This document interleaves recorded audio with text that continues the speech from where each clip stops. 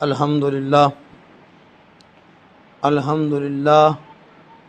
نحمدہ ونصلی علی رسولہ الکریم اما بعد فاعوذ باللہ من الشیطان الرجیم بسم اللہ الرحمن الرحیم۔ حضرات محترم، آج جس موضوع پر درس ہوگا وہ ہے ہمسایوں کے حقوق۔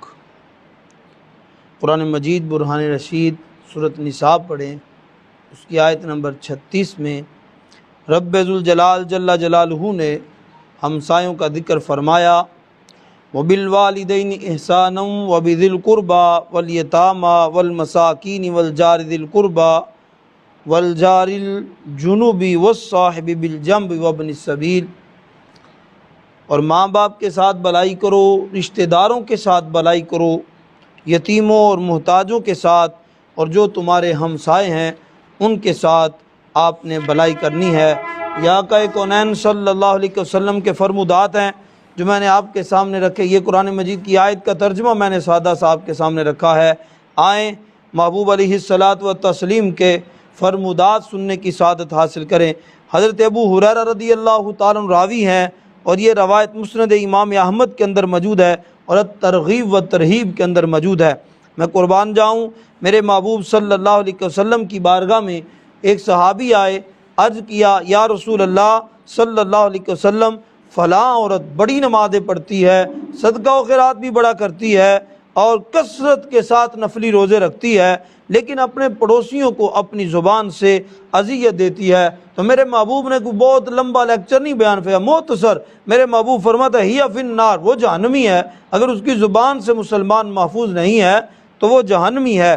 تو انہوں نے عرض کیا، یا رسول اللہ صلی اللہ علیہ وسلم، فلاں عورت کے حوالے سے ہم نے پڑھا ہے، فلاں عورت کے حوالے سے ہم نے سنا ہے کہ وہ دیکھنے میں تو اتنی زیادہ صدقہ و خیرات بھی نہیں کرتی ہے، اتنے زیادہ نفلی روزے نہیں رکھتی، نفلی وہ دیگر عبادات نہیں کرتی ہے، لیکن وہ اپنی زبان سے پڑوسیوں کو محفوظ رکھتی ہے، ان کی زبان سے پڑوسی بڑے خوش ہیں۔ تو محبوب علیہ الصلوۃ والسلام نے پھر لمبی چوڑی واز نہیں فرمائی، نہ کوئی تقریر کی ہے، بلکہ سرکار نے فرمایا، ہی فی الجنہ، بلکہ وہ جنتی ہے۔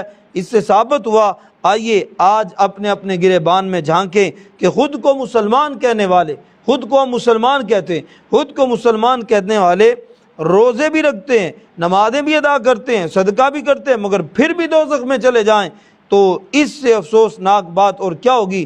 مگر ایسا کب؟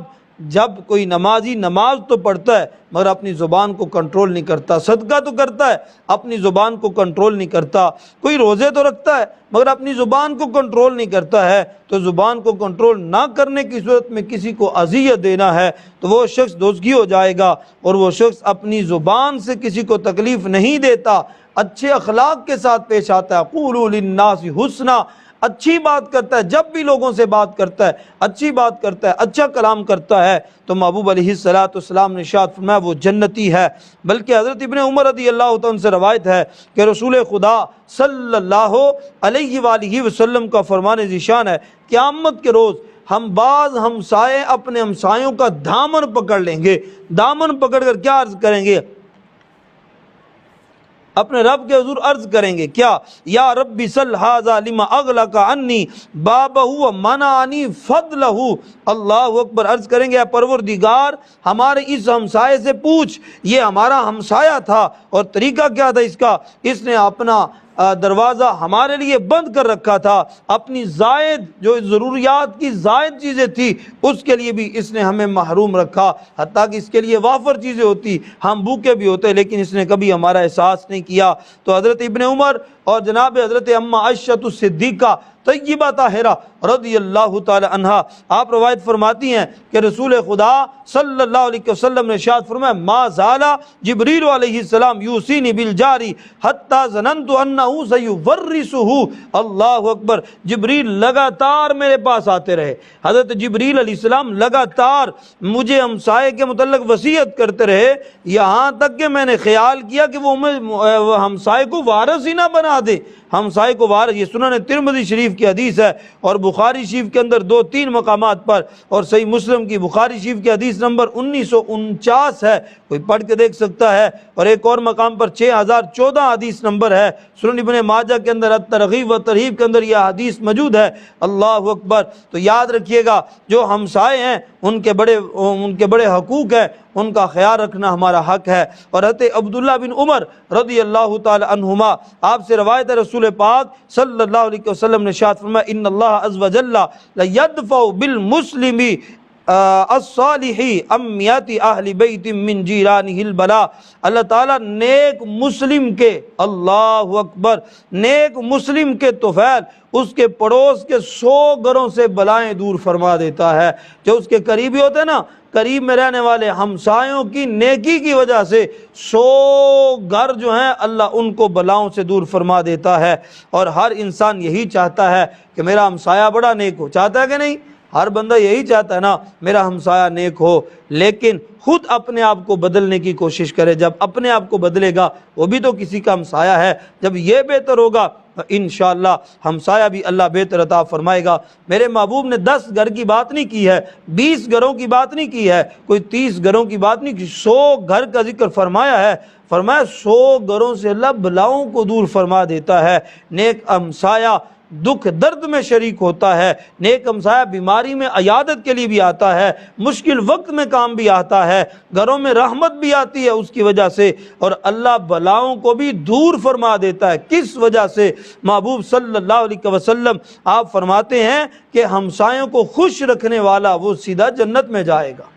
اتنے زیادہ میرے محبوب صلی اللہ علیہ وسلم نے، اور پھر میرے محبوب علیہ السلام نے ارشاد فرمایا رحم کرنا صفت الہی ہے، اگر کوئی غلطی کر بھی جائے تو رحم کرنا صفت الہی ہے۔ حضرت اماں عائشہ صدیقہ رضی اللہ تعالی عنہا آپ روایت فرماتی ہیں کہ رسول اللہ صلی اللہ علیہ وسلم نے ارشاد فرمایا، یعنی آقا کونین صلی اللہ علیہ وسلم کا فرمان ہے کہ رحم عرش کے ساتھ لٹکا ہوا ہے، رحم عرش کے ساتھ لٹکا ہوا ہے، اور یہ کہہ رہا ہے جس نے مجھ سے تعلق جوڑا اللہ تعالیٰ اس کے ساتھ تعلق کو جوڑے گا، جس نے میرے ساتھ تعلق کو توڑا اللہ اس کے ساتھ تعلق کو توڑ دے گا۔ تو پتہ کیا چلتا ہے؟ دنیا میں رہتے ہوئے اگر ہمسایہ تعلق توڑ لے تو ہمارا گزارا مشکل ہو جاتا ہے، کوئی قریبی عزیز دو تعلق توڑ لے تو ہم مشکل میں گر جائیں گے۔ اللہ اکبر۔ اور ہم مشکل میں گر جاتے ہیں تو ذرا سوچئے جس سے مالک حقیقی تعلق توڑ لے اس کا کیا بنے گا۔ اس لیے فرمایا یہ پڑوسی کے بچوں کو رنج پہنچانے کی میرے محبوب نے ممانعت عطا فرمائی ہے۔ حضرت عبداللہ بن عمر رضی اللہ تعالی عنہما سے روایت ہے کہ رسول پاک صلی اللہ علیہ وآلہ وسلم نے فرمایا تمہیں معلوم ہے پڑوسی کا کیا حق ہے؟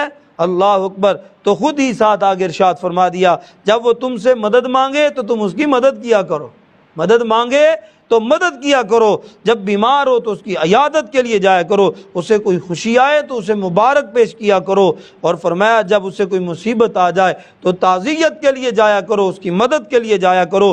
اس کی وفات پر یہ ہمسائے کا ہمسائے پر حق ہے کہ اس کی وصال پر کیا کرے، ان کے لیے وہ جا کے نماز جنازہ ادا کرے، اور فرمایا بغیر اجازت اپنی عمارت کو بلند نہ کرے۔ اپنی عمارت کو اگر بلند کرنا ہے، کوئی بندہ پیسہ لگائے، اپنی طرف سے پیسہ لگاتا ہے، خود پیسہ کمایا اس نے، خود لگا رہا ہے، تو ہمسائے سے اجازت لے لے بھائی میں اونچا کر لوں، تو اس نے کبھی بھی آپ کو انکار نہیں کرے گا، کہے گا بھائی آپ نے پیسہ لگانا لگا لو، اللہ بھی راضی ہو جائے گا، اللہ کا رسول بھی راضی ہو جائے گا۔ لیکن بات یہاں اور ہے، وہ بات یہ ہے کہ ہم اجازت لیتے نہیں، ہم کہتے ہیں وہ غریب ہے میں امیر ہوں۔ امیری ہونا یہ کوئی بہت بڑا اعزاز نہیں ہے بھائی، یہ غریبی ہونا کوئی عیب بھی نہیں ہے، یہ اللہ کی عطا ہے، جس سے زیادہ دے دے جسے کم دے دے، تو غریبی ہونا کوئی عیب تو نہیں ہے۔ وہ بندہ کیا کر رہا ہے، وہ بندہ آپ کو اجازت دے دے گا، مکان بنا لے، اس میں پھر آپ گناہ سے بھی بچ جائیں گے۔ میں اپنی ہانڈی سے اس کو کوفت نہ پہنچاؤ، اس طرح خوشبودار کھانا بناتے ہو تو تھوڑا سا کھانا ہمسائے کو بھی بھیج دو،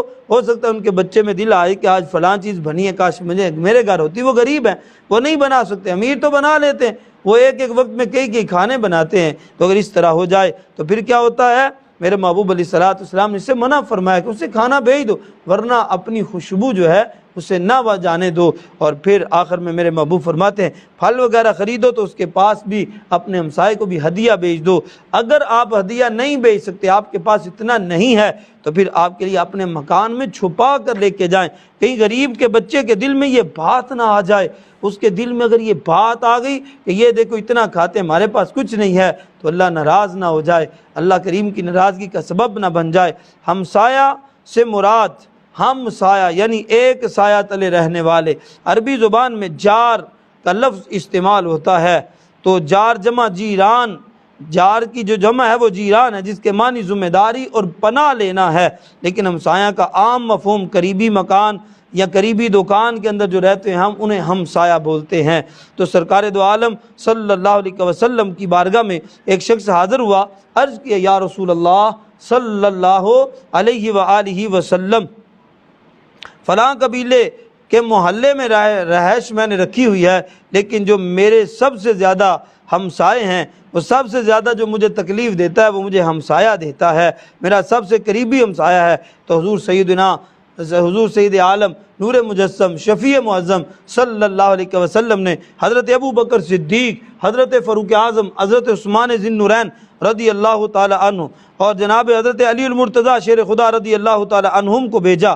وہ مسجد کے دروازے پہ کھڑے ہو کر زور زور سے یہ اعلان کرنے لگے، بے شک 40 گھر تمہارے پڑوس میں داخل ہیں، 40 گھر تمہارے پڑوس میں داخل ہیں، 40 گھر تمہارے پڑوس میں داخل ہیں، جس کے شر سے اس کا پڑوسی خوف زدہ ہو وہ جنت میں داخل نہیں ہو سکتا ہے۔